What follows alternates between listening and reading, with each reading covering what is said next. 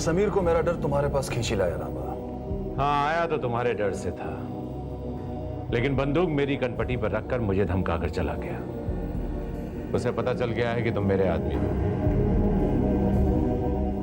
मेरे रहते हुए समीर तुम पर बंदूक तान के चला जाए लांबा, ये मेरे लिए बहुत ही शर्मिंदगी की बात है। धीरे धीरे देखते जाओ किसका निशाना फिट बैठता है। हाँ वीर, लेकिन निशाना फिट करने के लिए तुम्हें इसकी जरूरत पड़ेगी।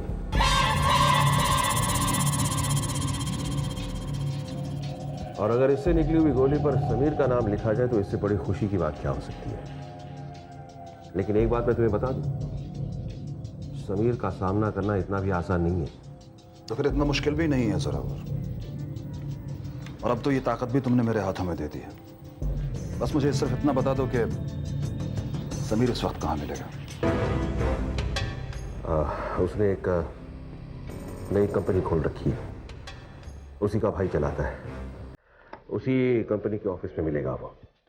लेकिन जोरावर, वो ऑफिस तो तुम्हारा था। अब भी है, लेकिन उस समीर ने कब्जा किया उस पर। और अगर वो वहां नहीं मिला तो वो एक्ट्रेस है निकिता शर्मा, उसकी शूटिंग पर जरूर मिलेगा तुम्हें।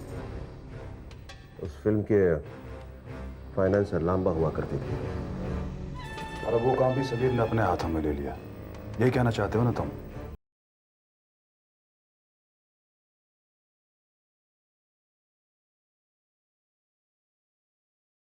खूबसूरत लड़की है और समीर उसे दिलो जान से चाहता है।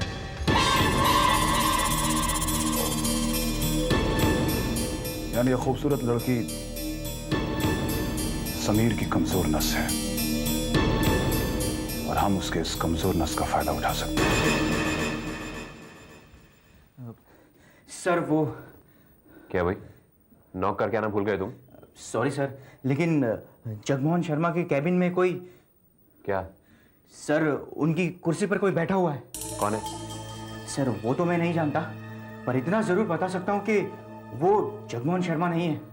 अच्छा तुम चलो, मैं आता हूँ। ठीक है सर।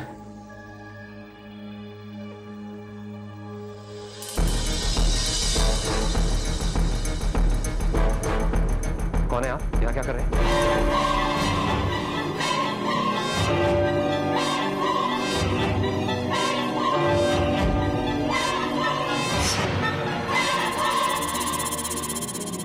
वही जो बहुत जल्दी जगमोहन शर्मा उर्फ समीर की जगह यहाँ का बॉस बनने वाला है। चलिए उठिए, जाइए यहाँ से। लो, उठ गया। और मैं जाऊंगा यहाँ से थोड़ी बहुत बातें करने के बाद ही। समीर कहाँ है? मैं नहीं जानता। Very surprise. वो तुम्हारा बॉस भी है और तुम्हारा भाई भी है, और तुम कह रहे हो कि तुम नहीं जानते कि वो कहाँ है। तो मेरे यहाँ कभी कभार आता है, लेकिन आप मुझे बताइए कि आपका समीर के साथ क्या काम है?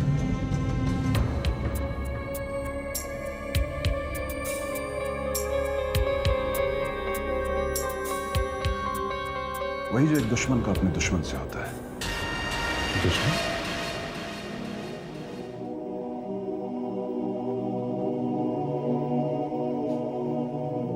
एक म्यान में दो तलवारें नहीं समा सकती।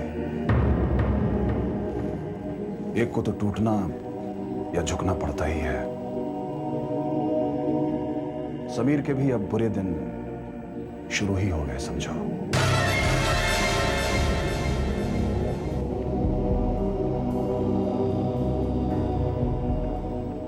वो आए तो उससे कह देना कि वीर आया था। बाकी की बातें वो खुद ही समझ आएगा।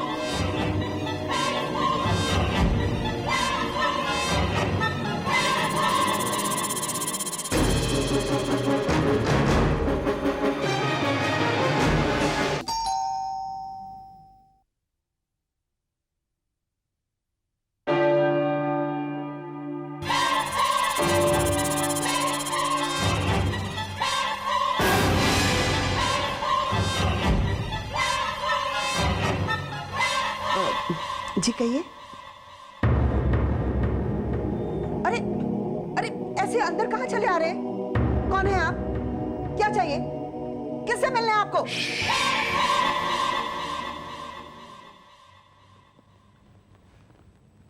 आपका बेटा कहाँ है?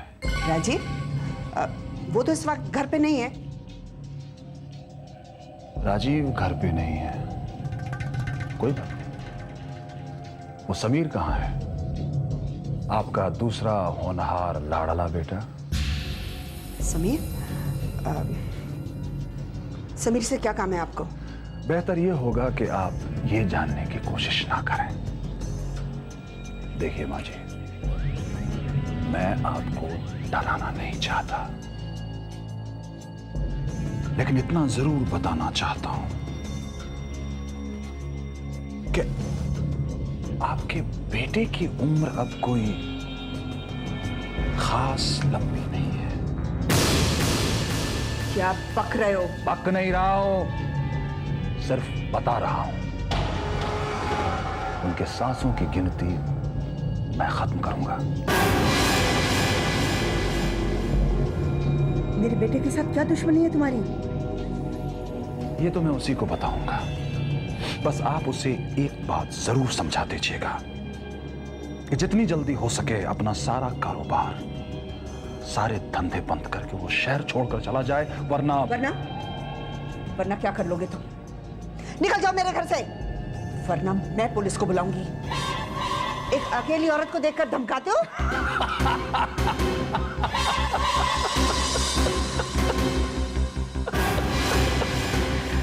अकेली औरत?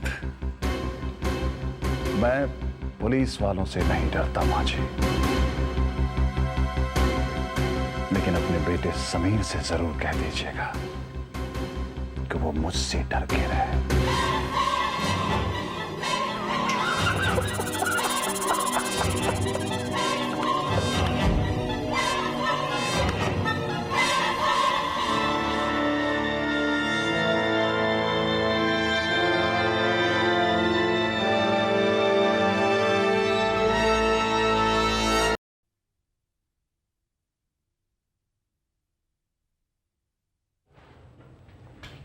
Excuse me madam. अरे वाह, ये किसने भिजवाया? आपके कोई फैन है, बाहर है, आपसे मिलना चाहते हैं। अच्छा, अंदर भेज दो ना।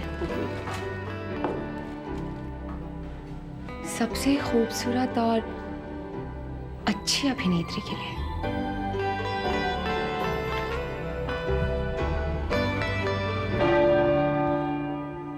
हाय निकिता जी। ओह, हाय। तो ये फूल आप ही ने भिजवाए हैं? जी हाँ। शुक्रिया। इसमें शुक्रिया की क्या बात है? ये तो मेरी तरफ से एक बहुत ही छोटा सा तोहफा है।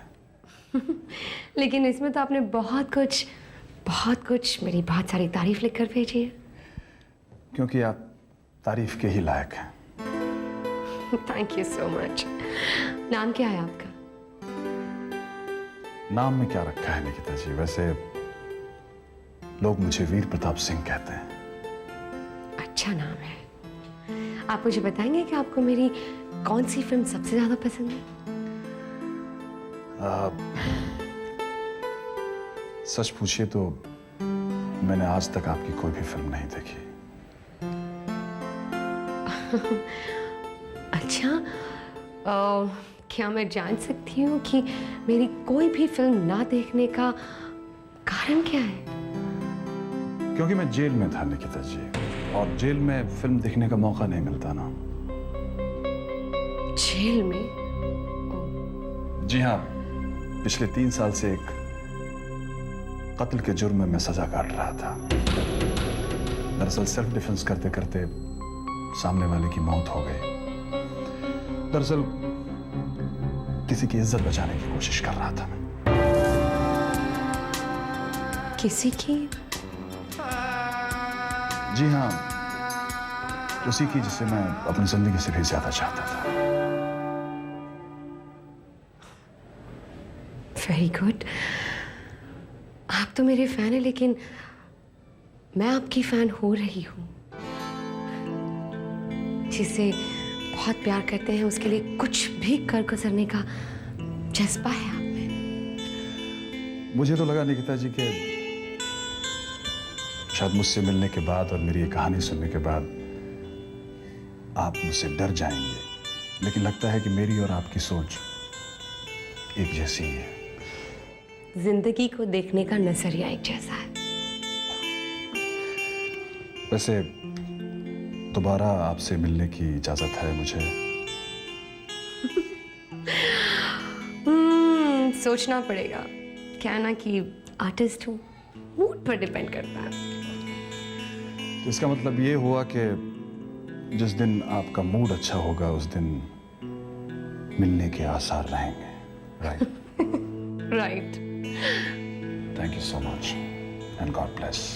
Thank you.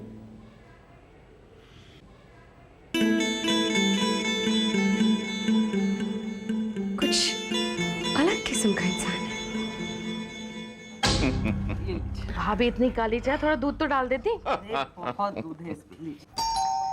अरे मैं अभी आई। हाँ देखो भैया, है ना काली?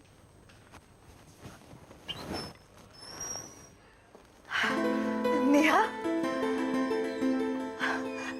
अरे देखिए तो कौन आया है।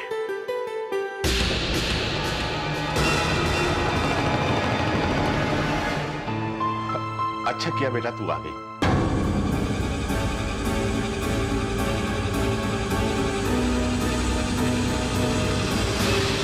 विद्या, मैंने नेहा से कहा था कि उसकी बुआ हमारे यहाँ रहने आ गई है हमेशा के लिए, इसलिए वो तुमसे मिलने आई है।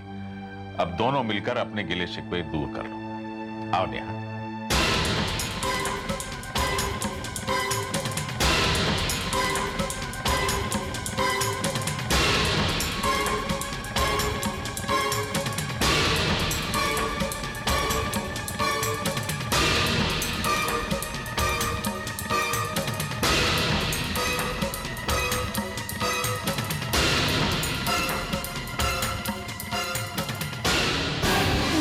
नहीं, मेरे करीब भी आने की कोशिश मत करना तुम।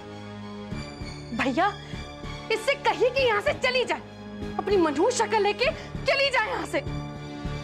मुझे इसके हाथ सोनिया के खून से रंगे हुए दिखाई दे रहे। भैया चली जा नेहा, यहाँ से चली जा, चली जा।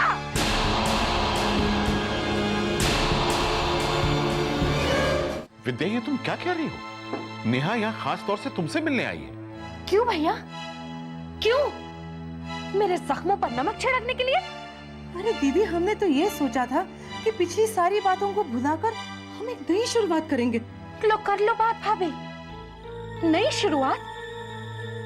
मेरी बच्ची की जिंदगी खत्म हो गई है और आप नई शुरुआत की बात कर रही हैं भाभी? हाँ? देखो विद्या, इतना जहर लेकर कैसे जी पाओगी तुम? माफ कर दो इसे और गले लगा लो, सारे गिले शिकवे दूर कर लो। वाह भैया वाह, कितनी आसानी से कह दिया कि भूल जाओ कि मेरी बच्ची मर चुकी है और माफ कर दो इसे। नहीं भैया, मैं इसे माफ नहीं कर सकती, चाहे अदालत ने इसे कोई भी फैसला सुनाकर इसे माफ कर दिया हो, लेकिन एक माँ का कलेजा इसे रोज बद्दुआएं देगा, रोज मातम मनाएगा। इससे कहो कि मेरी नजरों के सामने से दूर हो जाए। जा, तू जा यहाँ से, जा। नेहा अपने घर आई है दीदी, अपने माँ बाप के घर आई है।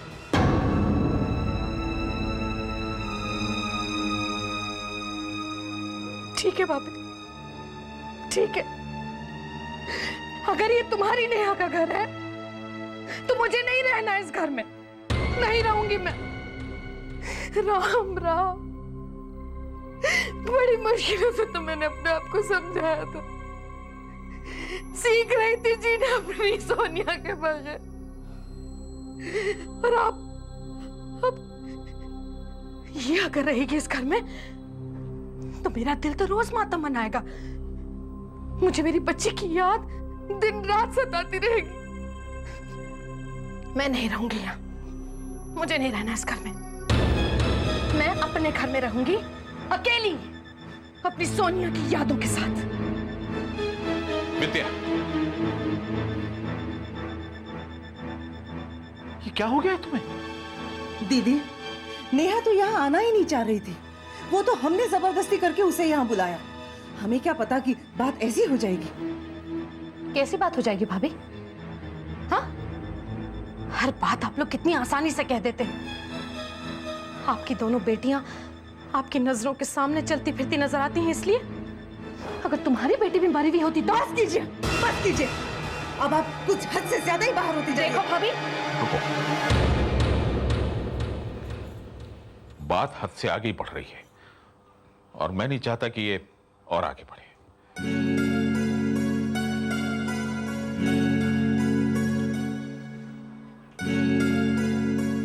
बेटा, तू जा यहां से। अरे ये क्या कह रहे हैं आप? नहीं नहीं भैया, रहने दीजिए। मैं ही यहां से चली जाती हूँ, सारा बखेड़ा ही खत्म हो जाएगा। विद्या, रुको।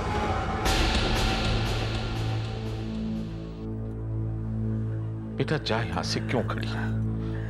मैं तेरी बुआ को और दुखी नहीं देखना चाहता, प्लीज। आप मुझे जाने के लिए कह रहे हैं? आप ही ने मुझे बुलाया था ना पापा, और अब आप ही जाने के लिए कह रहे हैं? ठीक है, मैं चली जाती हूँ, लेकिन आप भी मेरी एक बात कान खोलकर सुन लीजिए कि जब तक बुआ यहाँ पर है, मैं इस घर में दोबारा कदम नहीं रखूंगी। मैं जा रही हूँ माँ।